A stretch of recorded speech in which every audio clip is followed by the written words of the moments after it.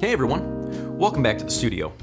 Last week, I showed you guys a way that you could spice up your improvisations by using a different approach to playing arpeggios. Today, we're going to expand on those concepts of melodic contour that we explored in the last video. Rather than looking at this through the lens of playing arpeggios though, we'll be picking apart how we can use these ideas in our scale runs over common chord progressions. First, we'll learn how we can use octave displacement in a diatonic run. Then, I'll show you guys how you can use chromaticism to do the same thing, but with a little bit more bebop flavor. Finally, I'll teach you guys 4 phrases using all of these concepts, plus the arpeggios and pivot ideas that you're used to playing by now. Grab your guitar, and let's get started.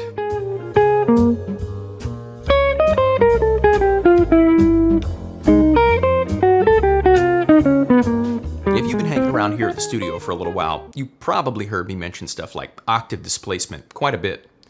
In the past, we've applied this to arpeggios to break up the monotony of always playing them in close voicing, and to get different tensions and resolutions in our improvisation.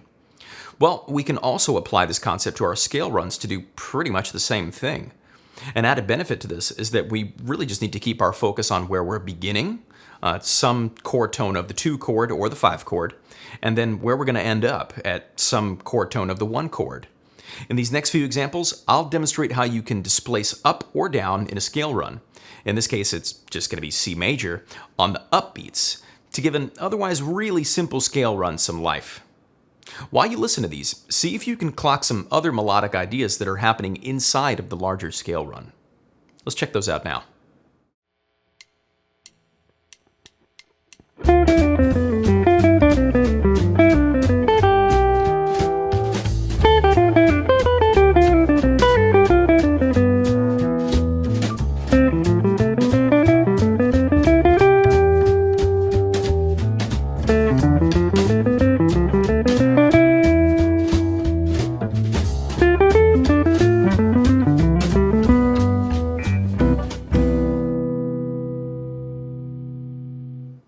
Even though all I'm playing is C major, it fits really nice over the 2-5-1-3-6 cycle because of where I'm choosing to displace and then where I'm choosing to resolve.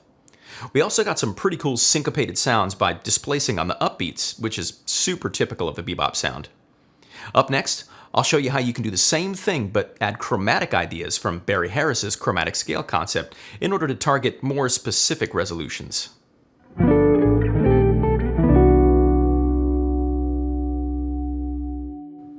If you're new to the channel, you should know I'm a really big adherent of Barry Harris's genius approach to adding chromatic notes to our lines. If you're unfamiliar with this chromatic system, you can get more info by checking out my video on how to practice jazz standards. The basic premise is that we want to make chord tones land on specific parts of the beat to make our lines sound like they fit the chord changes really tightly. To do this, sometimes we need to add some chromatic notes when running up or down a scale. In these next examples, I'm going to show you how you can use this chromatic system combined with the octave displacement we saw in the last segment to get some much more interesting lines by still just thinking in terms of running up or down a scale to a chord tone of the 1 chord. Check those out now.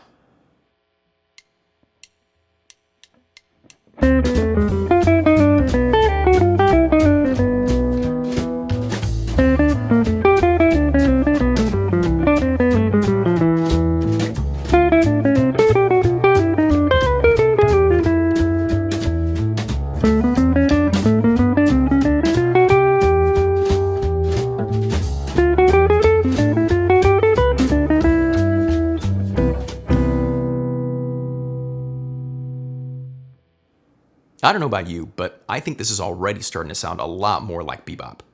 At the end of the day, I'm still just thinking about running a scale and displacing on an upbeat to some higher or lower position in the scale, and that's going to allow me to resolve in the way that I want. Just like in the previous diatonic examples, there are some simple internal melodies that pop up when you do this, and displacing on the upbeat gives it a more syncopated feel. Ultimately, these concepts are coming straight from the big guy himself, J.S. Bach.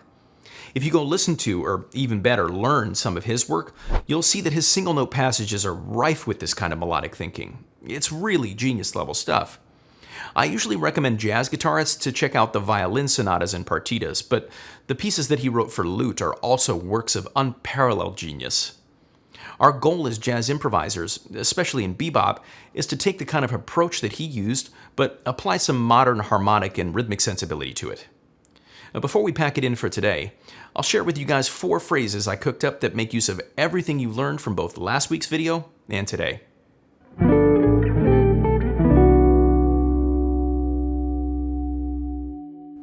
These 4 phrases all demonstrate the same core concepts, using octave displacement on upbeats, chromaticism, and arpeggios. When trying to use these concepts to improvise, it's really important to start out slow and let your ears help you out with the voice leading. Don't rely just on the theory and concepts you're learning here. I'd really encourage you to try and filter that stuff through your own ear and sense of melody to get the best result. That being said, here's 4 phrases to help get you going.